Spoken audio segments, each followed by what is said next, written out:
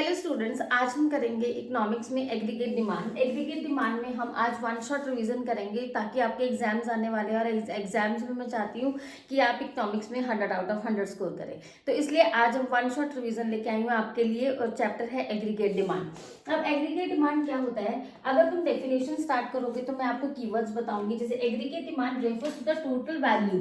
अब डिमांड की बात हो रही है, जब आप डिमांड की बात कर रहे हो तो किसकी बात कर रहे हो? Total value of final goods नहीं खाली, इसमें सर्विसेज भी आती है। तो टोटल वैल्यू एग्रीगेट डिमांड क्या होता है? जो वैल्यू किसकी फाइनल मतलब जब वो गुड्स बन के बिल्कुल रेडी हो जाती हैं और वो फाइनली किसके पास जाती हैं? कंज्यूमर के पास। तो total value of final goods and services which all the sectors of the economy. Different sectors हम करेंगे, डिफरेंट सेक्टर्स अभी मैं आपको बताऊंगी कि कौन कौन से डिफरेंट सेक्टर्स होते हैं। तो कौन मतलब किसकी value? Final goods and services की। जो कौन अर्न कर रहा है? All the sectors of an economy are planning. Demand में क्या होता है? वो प्लान कर रहे हैं और बाय कर रहे हैं। मतलब प्लान डिमांड मतलब बाय करना at a given level of income, जितनी उनके पास इनकम है during a period of one accounting period. जैसे कि आप अकाउंट्स में भी क्या करते हैं? वन अकाउंटिंग पीरियड का करते हैं, वैसे ही एग्रीगेट डिमांड में भी हम क्या करेंगे? वन अकाउंटिंग पीरियड का कितना गुड्स एंड सर्विसेज को बाय किया है पर्टिकुलर एक गिवन इनकम में, उसको हम क्या बोलते हैं? Aggregate demand. अब इसमें कीवर्ड्स, अब मैं कीवर्ड्स आपको लर्न कराती हूँ। इसमें 5 कीवर्ड्स हैं। देखो, आप डेफिनेशन में कुछ भी अपनी तरफ से नहीं लिख सकते, उसके लिए आपको प्रॉपर कीवर्ड्स याद करने होंगे। वो कीवर्ड पहला क्या है? Total value of final goods and services. दूसरा कीवर्ड है all the sectors of an economy. तीसरा है planning to buy at a given level of income, fourth है given level of income. Last one is one accounting period. तो आपको ये ध्यान में रखना है कि ये सारे कीवर्ड्स आपके डेफिनेशन में आने चाहिए। उसके बाद जो डिमांड, अब डिमांड कोई चीज अगर आप डिमांड कर रहे हो, एग्रीगेट है। एग्रीगेट मीन सारे सेक्टर्स को मिला के। एग्रीगेट का मतलब क्या होता है? सारे सेक्टर्स को मिला के। तो उसको हम क्या बोलते हैं? एग्रीगेट एक्सपेंडिचर भी कहते हैं। क्या बोलते हैं? क्यों? अगर हम बाय करते हैं तो बाय करने का मतलब क्या होता है? हम क्या कर रहे हैं? Expenditure. Aggregate demand is the aggregate expenditure that different sectors of an economy, ये तो आपको लिखना ही पड़ेगा। all sectors of the economy और different sectors of the economy are willing to incur, और उनकी मर्जी है। willing है मतलब वो मर्जी है उनकी एक पर्टिकुलर टाइम पीरियड में उस एक्सपेंडिचर को करने की। इसको हम क्या कहते हैं? Aggregate demand. तो अगर हम इनडायरेक्टली बोले या डायरेक्टली बोले, हम बोलेंगे कि aggregate demand is equal to aggregate expenditure. अब एग्रीगेट एक्सपेंडिचर क्या होता है? Refers to planned expenditure. मतलब मैंने प्लानिंग किया है। ये आपको एमसीक्यू में भी पूछा जा सकता है कि एग्रीगेट डिमांड क्या है? क्या वो प्लान्ड एक्सपेंडिचर है? क्या वो एक्चुअल एक्सपेंडिचर है? तो आप क्या बोलोगे? This is the planned expenditure not the actual expenditure. Income नहीं आएगा, कितना किया है वो नहीं आएगा, कितना हमने उस एक्सपेंडिचर को प्लान किया है वो आएगा। Aggregate demand is a flow concept. ये फ्लो कॉन्सेप्ट होता है, ये ध्यान में रखना है। ये भी आपको एमसीक्यू में पूछा जा सकता है। अब एग्रीगेट डिमांड में हम क्या करते हैं? एक्सपेंडिचर करते हैं। कौन करता है एक्सपेंडिचर? हाउस होल्ड करती हैं, फर्म्स करती हैं, गवर्नमेंट करती है, रेस्ट ऑफ द वर्ल्ड। तो 4 चीजें आपको याद रखनी है। पहली हाउस होल्ड, दूसरी फर्म्स, तीसरी गवर्नमेंट, चौथी रेस्ट ऑफ द वर्ल्ड। तो HFGR ये आप याद रखोगे। क्या है? पहला हाउस होल्ड, दूसरा फर्म्स, तीसरी गवर्नमेंट, चौथा रेस्ट ऑफ द वर्ल्ड। तो पहले हाउस होल्ड लेंगे, फिर फर्म्स लेंगे, गवर्नमेंट लेंगे, देन लेंगे rest of the world. Components of aggregate demand क्या होगा? कंपोनेंट्स क्या होंगे? मैंने आपको बोला कि 4 कंपोनेंट्स होंगे। पहला है प्राइवेट और हाउस होल्ड कंजम्पशन, दूसरा है इन्वेस्टमेंट एक्सपेंडिचर, तीसरा है गवर्नमेंट एक्सपेंडिचर एंड चौथा है नेट एक्सपोर्ट, मतलब एक्सपोर्ट माइनस इम्पोर्ट। उसके बाद जो एग्रीगेट डिमांड है, ये किस किस का कॉम्बिनेशन है? यहाँ पर आप प्राइवेट एक्सपेंडिचर करते हो, क्योंकि मैंने आपको बोला जो एग्रीगेट डिमांड है ये इक्वल टू क्या होता है? Aggregate expenditure. तो इसमें कौन कौन से एक्सपेंडिचर होते हैं? कौन कौन से एक्सपेंडिचर गवर्नमेंट, कौन कौन से एक्सपेंडिचर हाउस होल्ड होते हैं? जैसे इन्वेस्टमेंट एक्सपेंडिचर होते हैं, गवर्नमेंट एक्सपेंडिचर होते हैं, और दूसरे एक्सपेंडिचर हमारे कहाँ होते हैं? बाहर होते हैं।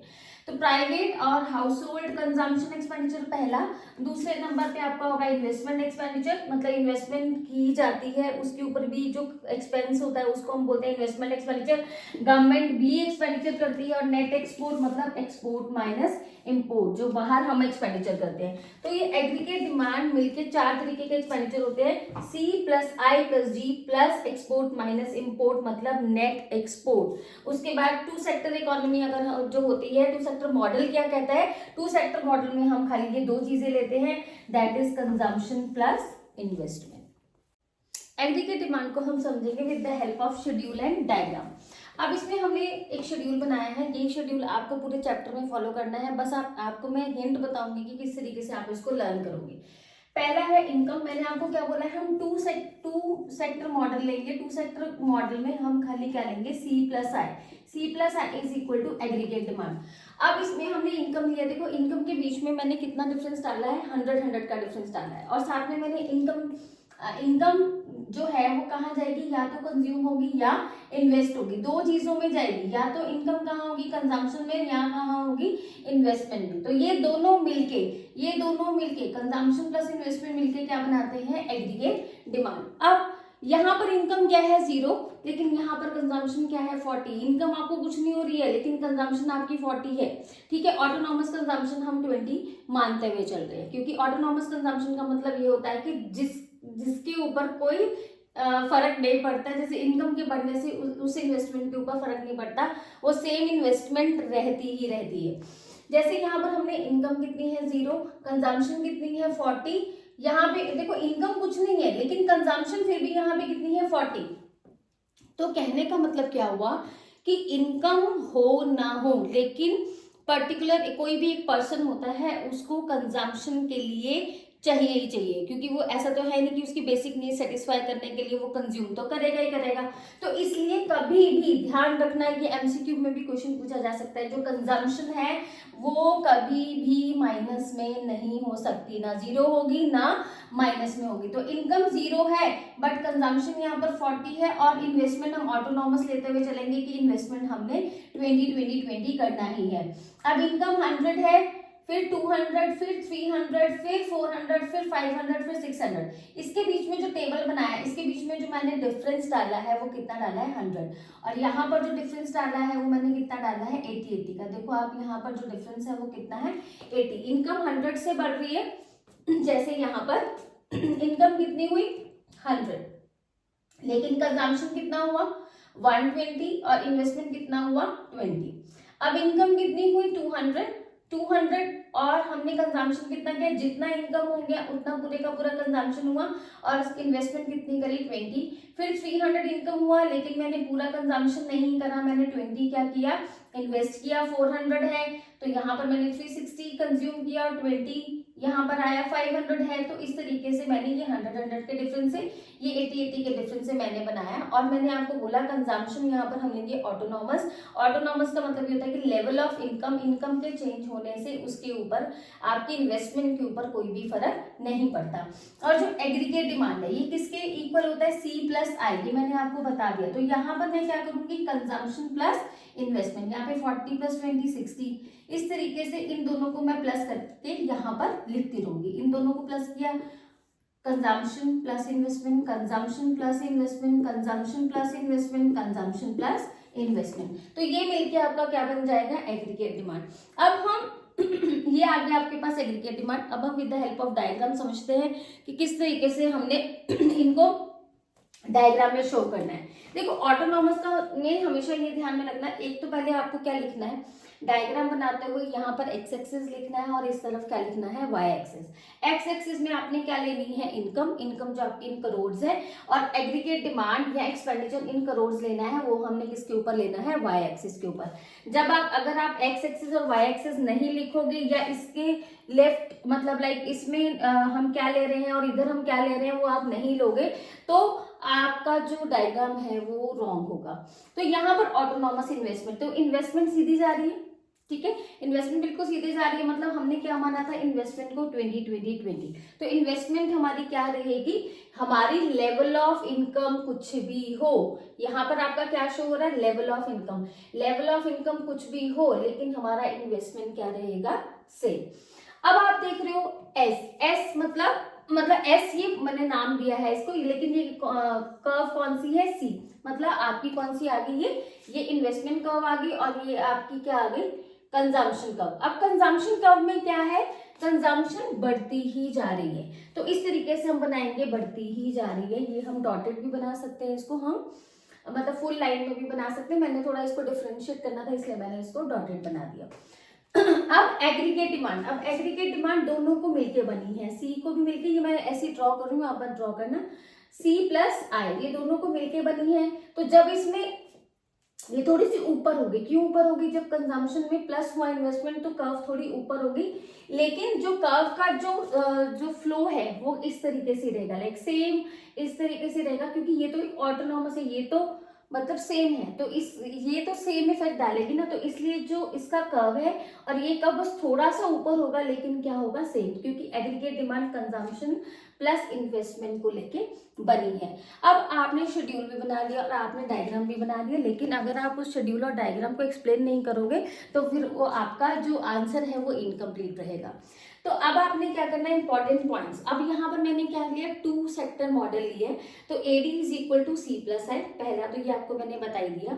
सेकंड, इसमें क्या है, consumption positive even income level is 0, consumption positive है, कंजम्पशन क्या है, पॉजिटिव है, चाहे इनकम हमारी क्या है, 0, इसका मतलब ये हुआ consumption positive, income 0, people need certain basic goods and services to sustain, मतलब वो कुछ तो गुड्स एंड सर्विसेज को यूज करेंगे ताकि वो अपनी जो डेली की लाइफ है उसमें सस्टेन रह सके, बेसिक नीड्स को तो वो अपना पूरा करेंगे।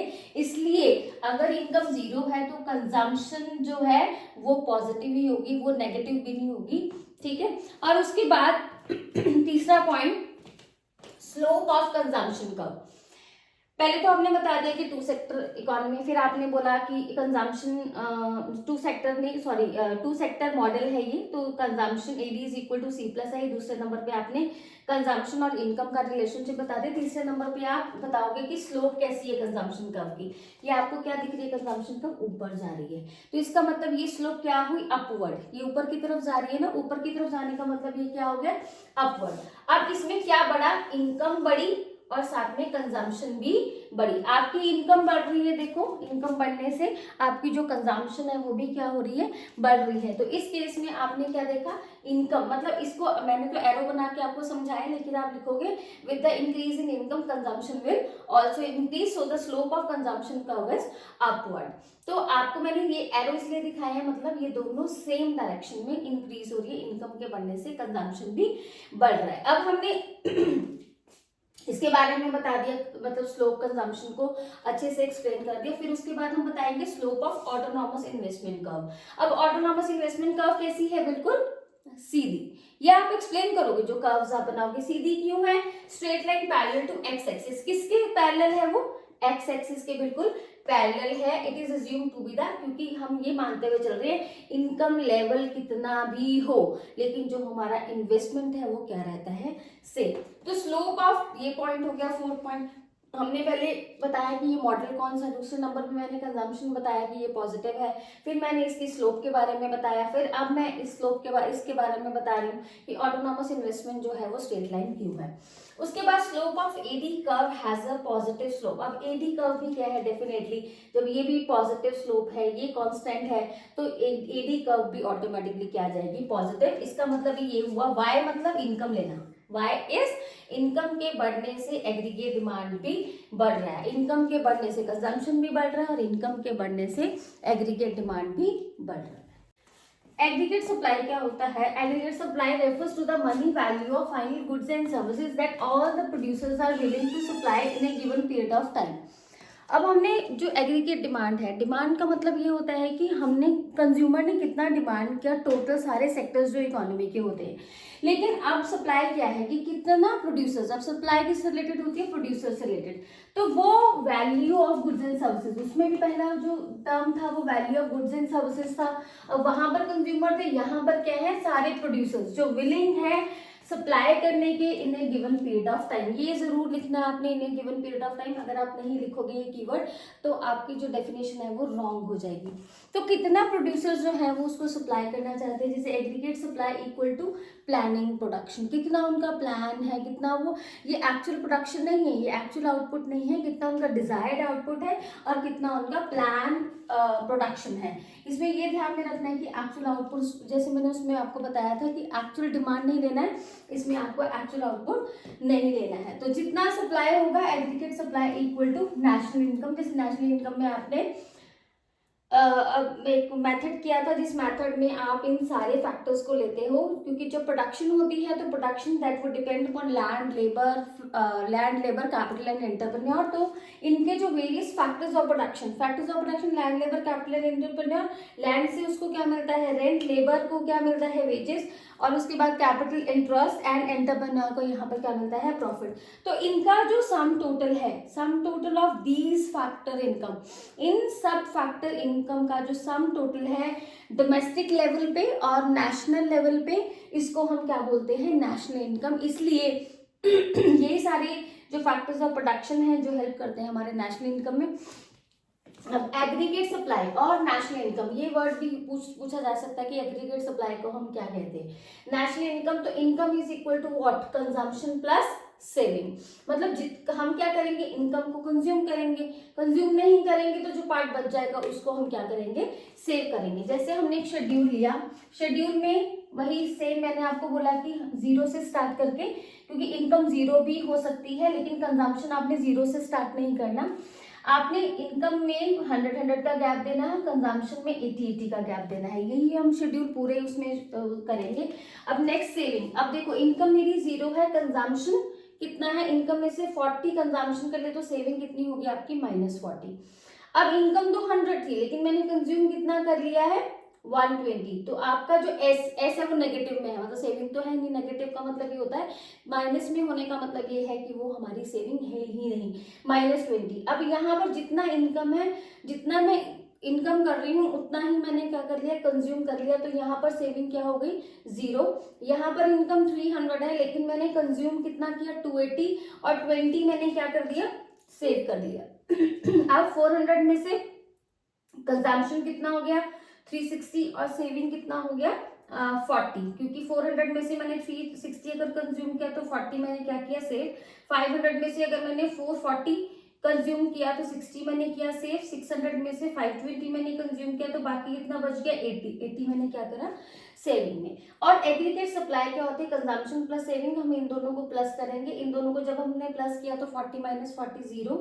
ये इन सब दोनों को हम क्या करते रहेंगे, प्लस करके यहाँ पर लिख देंगे। तो that is your aggregate supply. अब उसके बाद हम क्या करते हैं, ये कर्व करते हैं। इस कर्व की एक्सप्लेनेशन मैं बताऊंगी अभी, पहले हम कर्व को समझते हैं कि कर्व का क्या मतलब है। अब इसमें आपने क्या देखा कि हमने इनकम, सेम वही इनकम हमने डिनोमिनेटर यहाँ पर वाई एक्सिस में शो करी और एक्स एक्सिस में हमने कंजम्पशन लिया और क्या लिया, सेविंग। तो यहाँ पर दोनों चीजें हैं, कंजम्पशन भी है और सेविंग भी है, क्योंकि कंजम्पशन जो है वो भी बढ़ती जा रही है और जो सेविंग है वो भी बढ़ती जा रही है।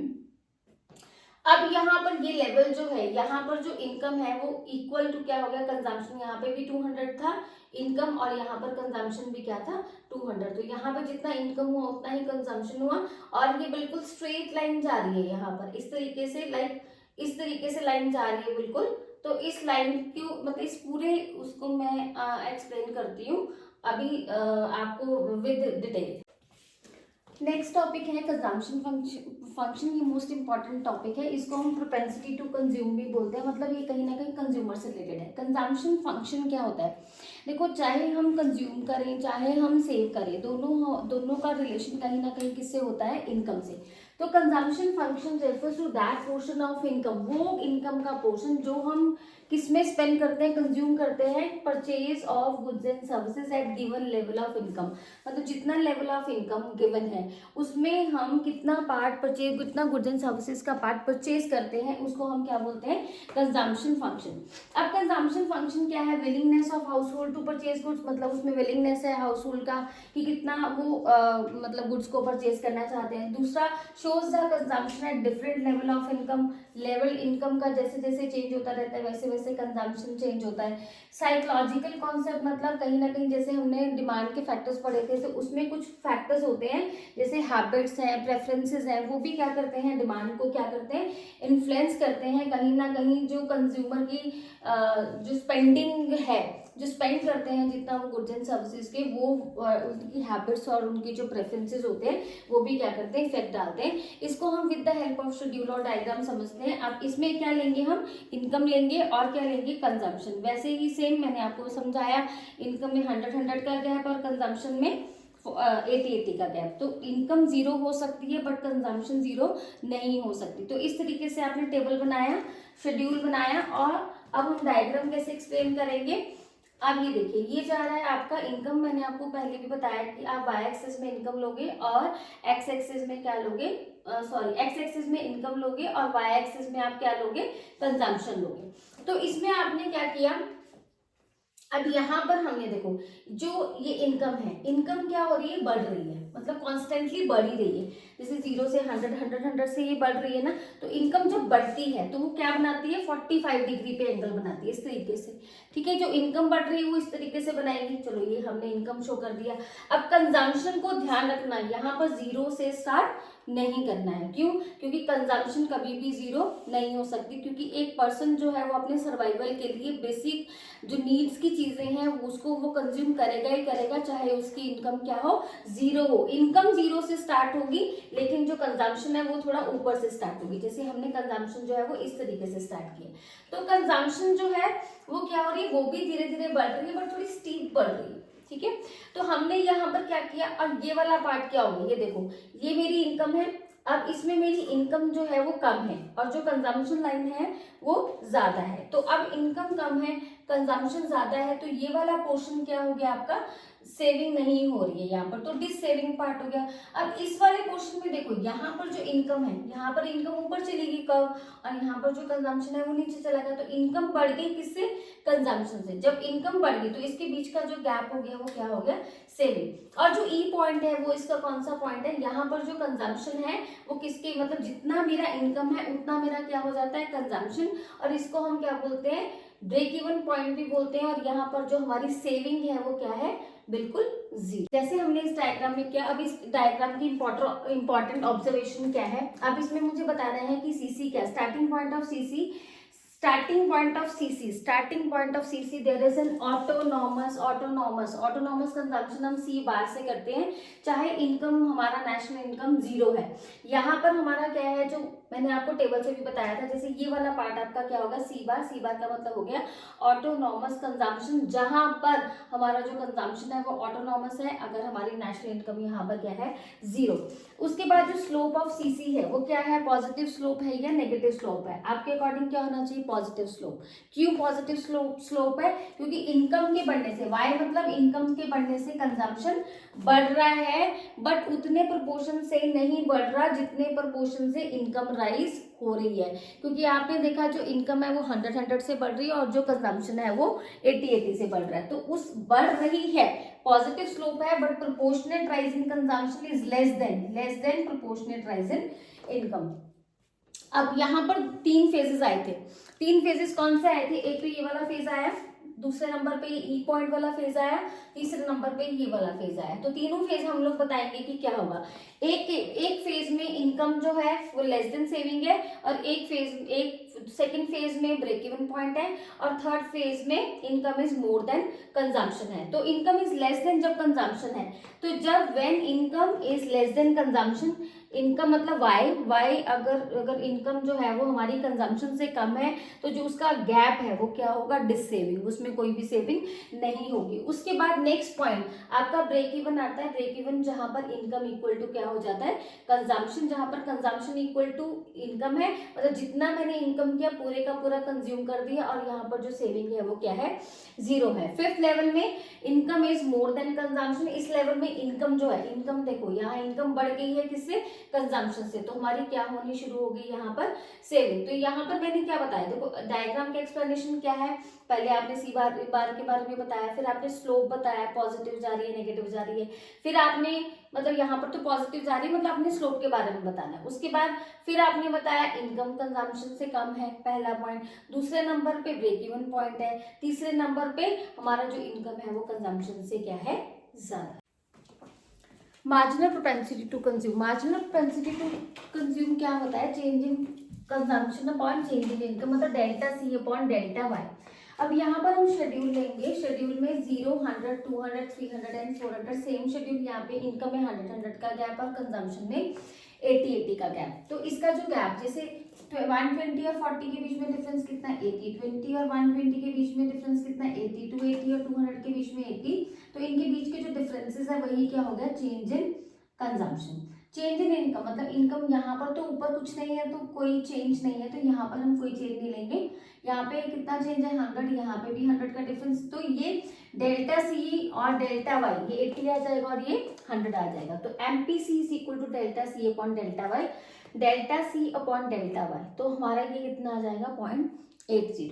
अब हम समझते हैं विद द हेल्प ऑफ, ये तो हमने शेड्यूल बना लिया, अब हम समझेंगे with the help of diagram. अब डायग्राम में इधर हमने इनकम ले लिया और कंजम्पशन ले लिया।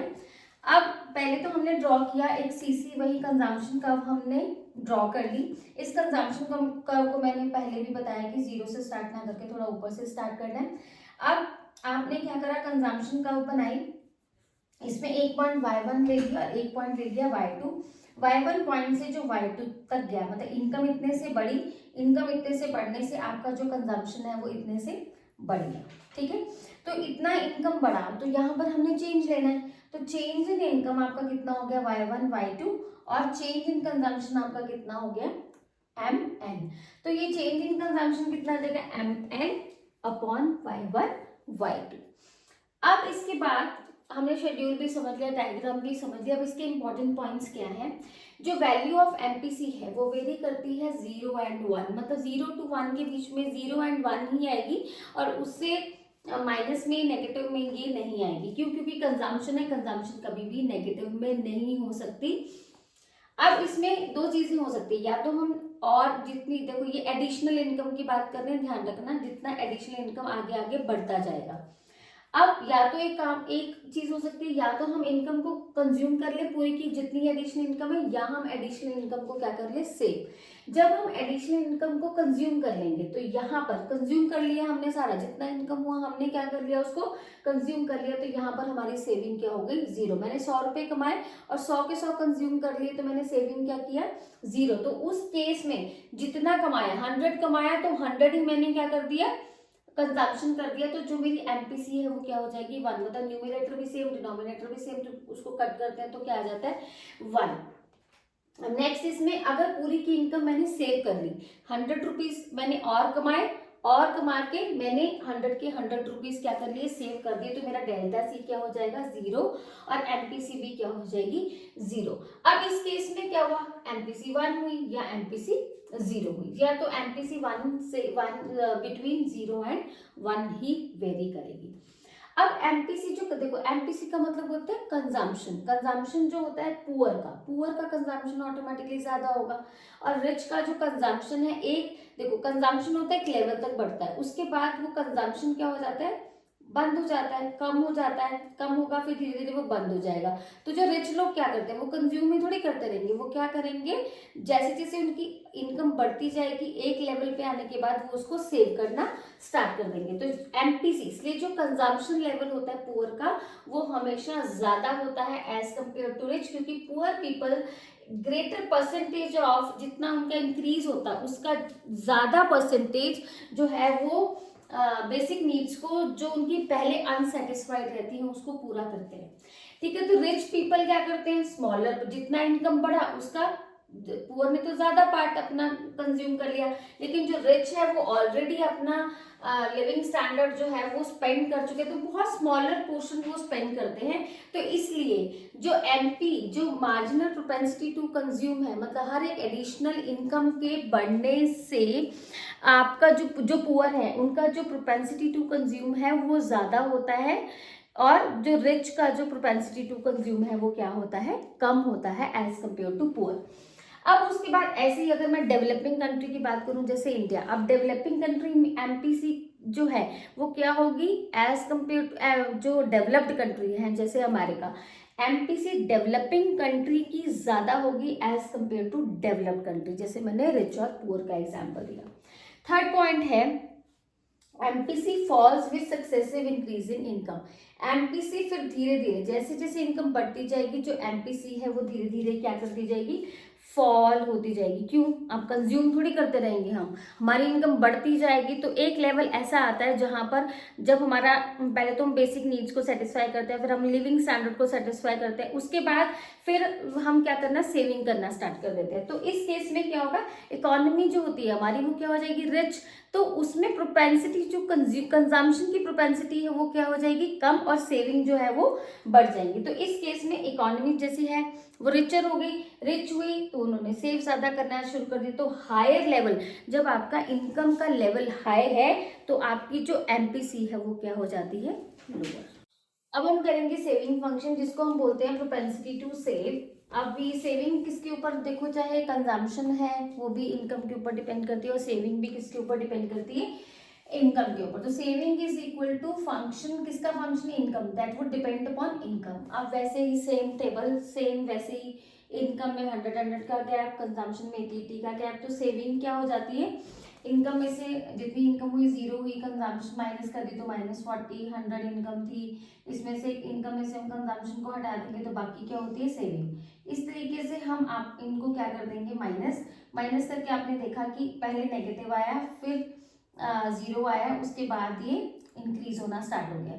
तो कहने का मतलब नेगेटिव, नेगेटिव, अब मैं आपको डायग्राम की हेल्प से समझाती हूँ कि 3 फेज आए इसमें, डायग्राम में भी हम 3 फेज दिखाएंगे और उसकी जो इंपॉर्टेंट ऑब्जर्वेशन है उसमें भी हम 3 फेजेस दिखाएंगे। अब negative phase, 0 phase and positive phase. अब आप ये देखो, इस तरफ हमने एक्स एक्सिस में क्या लिख कर दिया है, इनकम, और वाई एक्सिस में हम लोग क्या करेंगे, सेविंग्स। अब हमने इनकम लिखा, मतलब ये इनकम हुआ वाई, यहाँ पे आप लिख सकते हो, सेविंग का आप क्या लिख सकते हो यहाँ पर, एस।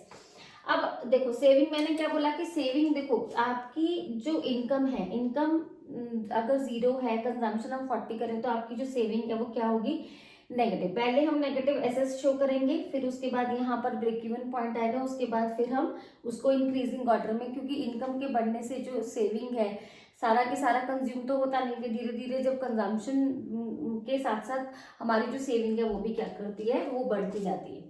अब इसमें आपने क्या करा, इसको नीचे से स्टार्ट किया, तो क्योंकि सेविंग हमारी नेगेटिव हो सकती है, तो हमने इसमें इंपॉर्टेंट पॉइंट्स क्या हुआ, स्टार्टिंग पॉइंट ऑफ सेविंग कब, आपको स्टार्टिंग पॉइंट एसएस यहाँ पे क्या लग रहा है, पॉजिटिव लग रहा है या नेगेटिव लग रहा है, नेगेटिव है, क्योंकि अगर ये है 0, 0 से नीचे कोई भी अगर पॉइंट होता है वो नेगेटिव होता है, और ऊपर के पॉइंट जो होते हैं वो पॉजिटिव होते हैं। तो पहला point, starting point of saving कर SS start from Y axis. कहाँ से स्टार्ट हो गई, ये वाई एक्सिस की लाइन जा रही है, तो ये कहाँ से स्टार्ट हो गया आपका, वाई एक्सिस। ये एमसीक्यू में भी पूछा जा सकता है।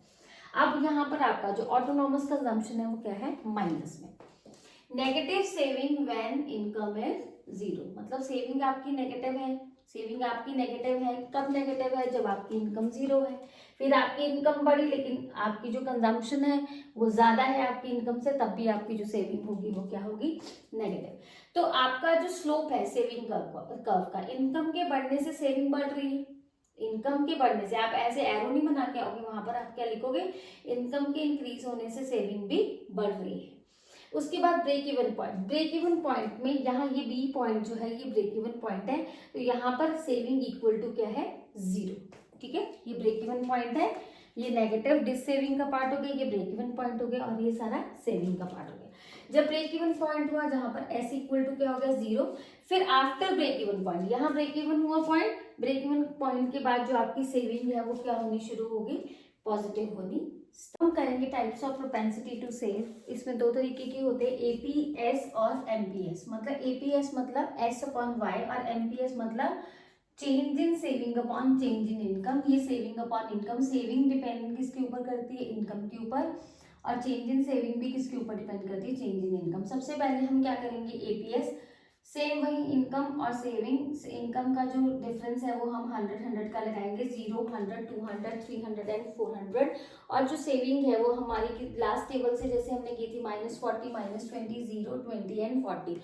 और एपीएस क्या होगा, saving upon income, saving upon income, saving upon income. इस तरीके से हम डिवाइड करेंगे तो हमारे पास ये आ जाएगा एपीएस 0.200, 0.067 एंड 0.10। अब आपने वही सेम जैसे कर्व मैंने लास्ट उसमें बताई थी, सेम वही कर्व रखनी है। अब इसमें हम एपीएस कैसे निकालते हैं, OY1। अब हमारा कितना है, इनकम कितना है, इनकम इतना है और सेविंग इतना है, ठीक है। इनकम OY1 है और सेविंग कितना है, OM। तो हमारा जो फॉर्मूला होता है वो क्या होता है, सेविंग अपॉन इनकम। अब सेविंग मेरी कितनी है, OM, और इनकम मेरी कितनी है, OY1, तो OM अपॉन OY1, ठीक है। अब ये डिस सेविंग रहेगी, मैंने आपको पिछली उसमें भी बताया था, ये डिस सेविंग रहेगी, मतलब यहाँ पर जो शेडेड एरिया है यहाँ पर हमारी कोई भी सेविंग नहीं हो रही है। ये ब्रेक इवन पॉइंट हो गया। ब्रेक इवन पॉइंट के बाद हमारी जो सेविंग है वो पॉजिटिव होना स्टार्ट हो गई है with the increase in income. अब इसमें इंपॉर्टेंट पॉइंट क्या है, एपीएस कैन नेवर बी 1 और more than 1। APS can never be 1 और मोर देन 1। क्यों नहीं हो सकती है, क्योंकि जो इनकम है, जो आपकी सेविंग है, saving can not be equal और मोर देन नेशनल इनकम। ना आपकी इनकम से सेविंग जितना आप कमाते हो उतना आप थोड़ी सेव करोगे। एमपीएस की बात नहीं कर रही हूँ, एमपीएस में तो हम चेंज हो रहा है हमारी इनकम में, तब हम चेंज कर सकते हैं। लेकिन जितना इसमें हम एपीएस कर रहे हैं, हम एवरेज में क्या देखते हैं कि जितना हम कमाते हैं उतना हम सेव नहीं करते हैं। इससे कंफ्यूज मत होना एमपीएस और एपीएस से। एपी एमपीएस में चेंज होता है और एपीएस में एडिशनल हम नहीं लेते, हम नॉर्मल इनकम और सेविंग की बात करते हैं। तो इसमें इनकम से ज्यादा या इनकम जितना हम कमाते हैं उतना हम सेव नहीं करते हैं। क्यों, क्योंकि उसमें हम कुछ कंजम्पशन करते हैं और फिर जब हमारी कंजम्पशन पूरी हो जाती है फिर हम सेविंग करते हैं। तो इनकम जो सेविंग है वो कैन नॉट बी इक्वल और मोर देन, इनकम से ज्यादा या इनकम के बराबर सेविंग नहीं हो सकती है। एपीएस 0 हो सकती है, यस, ब्रेक इवन पॉइंट पे। जहां पर ब्रेक इवन पॉइंट ये पॉइंट है, तो ब्रेक इवन पॉइंट पे जो सेविंग है वो आपकी क्या हो सकती है, 0 हो सकती है। तो ये आपका पॉइंट हो गया बी पॉइंट। उसके बाद एपीएस कैन बी नेगेटिव और लेस देन 1। यस, आपकी सेविंग जो है, आपकी जो सेविंग है वो मैंने आपको यहाँ भी एक्सप्लेन कर दिया था और बार बार बता रही हूँ कि जो सेविंग है वो आपकी नेगेटिव भी हो सकती है, मतलब लेस देन 1 भी हो सकती है। जो आप इसमें ये भी लिख सकते हो कि जो शेडेड रीजन है, ये हमने डायग्राम में शो किया है, वो डिस सेविंग का है, मतलब वहां पर हमारी सेविंग नेगेटिव है। एमपीएस जो सेविंग है, rise with increase in income, ये तो मैंने आपको बता दिया। यहाँ ब्रेक इवन पॉइंट के बियॉन्ड जब हम जाते हैं तो इससे क्या होता है कि इनकम के बढ़ने से हमारी जो एवरेज, ध्यान रखना एवरेज और मार्जिनल में कंफ्यूज नहीं होना, तो एवरेज सेविंग इनकम के बढ़ने से एवरेज प्रोपेंसिटी टू सेव भी बढ़ता है। हम करेंगे MPS. MPS is equal to delta S upon delta Y, मतलब change in saving upon change in income. हमने वैसे ही टेबल बनाया मतलब शेड्यूल बनाया, 0, 100, 200, 300, 400, वही सेविंग सेम ले ली हमने। यहाँ पे डेल्टा एस कितना है, यहाँ पे डिफरेंस कितना है 20 का, तो ये डेल्टा एस हो गया। अब इनकम में कितने का डिफरेंस है, 100 का, ये मैं आपको बार बार बता चुका। एमपीएस का formula delta S upon delta Y, 20/100, 20/100, 20/100 like this. तो हमारे पास ये क्या आ जाएगा, 0.20, 0.20 एंड 0.20। सेम वही सेविंग फंक्शन, जो सेविंग का जो एसएस कर्व है वैसे ही बनाएंगे, डिस सेविंग दिखाएंगे, फिर ब्रेक इवन पॉइंट दिखाएंगे। यहाँ पर आप ब्रेक इवन पॉइंट भी लिख देना, ये ब्रेक इवन पॉइंट है, फिर y1। अब मुझे मेन दिखाना है इसमें एमपीसी। अब मैंने क्या, एमपीएस, तो मैंने देखा कि इनकम में कितना चेंज हुआ, y1 से y2 हुई, तब हमारा जो R से पहुंच के OR से, तो हमारा कितना हो गया, RP हो गया। तो मैंने क्या देखा, यहाँ पर मेरी इनकम y1 से क्या हो गई y2, और जो मेरा सेविंग है वो क्या हो गया मेरा PR, मतलब मेरी income, change in income y1 y2, change in मेरा सेविंग कितना हो गया PR, मतलब इतना चेंज हुआ इनकम में और इतना चेंज हुआ मेरा सेविंग में। तो मतलब मेरा चेंज इन इनकम, तो एमपीएस क्या होता है, चेंज इन इनकम, मतलब चेंज इन इनकम, इनकम की वजह से सेविंग में चेंज होना। अब इसका रिलेशनशिप क्या है, अगर मैं पूरी की पूरी इनकम क्या कर दूं, सेव कर दूं, अगर मैंने क्या करा, मैंने एडिशनल इनकम, याद रखना एमपीएस में क्या होता है, अगर मैं पूरी की पूरी जितनी मैंने एडिशनल और इनकम कमाई मैंने पूरी की पूरी सेव कर दी, तो मेरा जो डेल्टा सी है वो क्या हो जाएगा, जीरो। जब वो डेल्टा सी मेरा जीरो हो जाएगा तो जितना मैंने कमाया उतना सेव कर दिया, तो मेरे पास एमपीएस कितना हो जाएगा, न्यूमरेटर और डिनोमिनेटर सेम हो गया ना, 100 कमाया और 100 ही मैंने सेव कर लिया, तो एमपीएस वहां पर क्या हो जाएगा 1, क्योंकि न्यूमरेटर और डिनोमिनेटर 100 हो गए। अगर पूरी की पूरी एडिशनल इनकम मैंने कंज्यूम कर ली, तो मेरा यहाँ पर जो सेविंग है वो क्या हो जाएगा, मैंने 100 कमाया और 100 का 100 मैंने क्या कर लिया, कंज्यूम कर दिया, तो यहाँ पर जो मेरा डेल्टा ऐसा है, मतलब चेंज इन सेविंग क्या हो जाएगा, जीरो, तो एमपीएस भी क्या हो जाएगा, जीरो। तो ये क्या रिलेशनशिप है, जो एमपीएस है वो भी क्या होगी, जीरो, मतलब किसके बीच में वेरी करेगी, 0 एंड 1। अब ये तो हो गया आपका एमपीएस। अब लास्ट एक रिलेशनशिप कई बार वो पूछ लेते हैं, एक relationship between MPC and MPS और एपीसी एंड एमपीएस।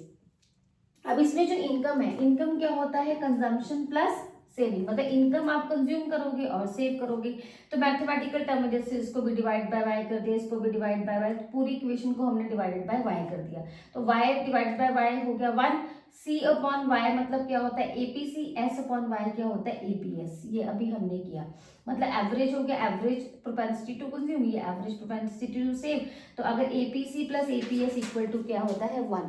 अब रिलेशनशिप में एमपीसी और एमपीएस में सेम वही, चेंज इन इनकम अपॉन, मतलब change in income equal to किसके होता है, change in consumption plus change in saving. इसको हम डेल्टा वाई से कर देंगे डिवाइड, जैसे हमने वाई से किया, तब हमारे पास ये 1 आ जाएगा और ये आ जाएगा एमपीसी प्लस एमपीएस। ऐसा रिलेशनशिप भी पूछ सकते हैं, तो इससे अगर हम न्यूमेरिकल करने हुए तो हमें पता चल जाएगा, अगर MPC plus MPS equal to 1 और MPC APC plus APS equal to 1, same MPC plus MPS equal to 1। अब फॉर्मूला कौन कौन से यूज होते हैं वो मैं आपको बता देती हूँ। S is equal to Y minus C, मतलब इनकम में से जब कंजम्पशन माइनस कर दूंगी तो क्या आ जाएगा, सेविंग। एपीएस क्या होता है, एस अपॉन वाई, एपीएस क्या होता है, एस अपॉन वाई, ये तो हमने पहले फॉर्मूला किया था। अब मैं एपीएस यहाँ से कैसे फॉलो, मतलब कैसे निकालूंगी, APS is equal to 1 minus APC, मैं एपीसी को इधर ले जाऊंगी तो वो बन जाएगा 1 माइनस एपीसी एमपीएस। अब MPS equal to delta S upon delta Y, MPS equal to, अब मैं एमपीएस इधर रखूंगी और इधर ले जाऊंगी तो वो क्या बन जाएगा 1 माइनस एमपीसी। तो यहाँ से दो फॉर्मूलाज आपके ड्राइव हो गए। अब एपीसी सी अपॉन वाई, अब सी अपॉन वाई 1 माइनस एमपीएस, जैसे यहाँ पर एपीसी था यहाँ पर एमपीएस हो गया, यहाँ delta C upon delta Y, यहाँ पर क्या था एमपीएस, यहाँ पर 1 माइनस एमपीएस। तो ये रिलेशन, इनसे हमें ये समझ में आ गया कि किस तरीके से कौन कौन से हम फॉर्मूला यूज कर सकते हैं, क्या रिलेशनशिप है, क्या एमपीएस है। तो यहाँ पर मेरा एग्रीगेट डिमांड वाला चैप्टर कंप्लीट हो जाता है। तो अगर आपको इससे रिलेटेड कोई भी क्वेरी हो तो आप मुझे कमेंट बॉक्स में पूछ सकते हैं, तो मैं उस पोर्शन को, उस वीडियो के पोर्शन को मैं रिपीट कर दूंगी। अगर आपको मेरी वीडियो पसंद आई हो तो आप लाइक, शेयर और सब्सक्राइब करना मत भूलना, ताकि मैं आप लोगों के लिए और वीडियोस बनाऊं नेक्स्ट चैप्टर की। तो आपको अगर वीडियो पसंद आई है तो लाइक, शेयर, सब्सक्राइब करना मत भूलना। Thank you so much.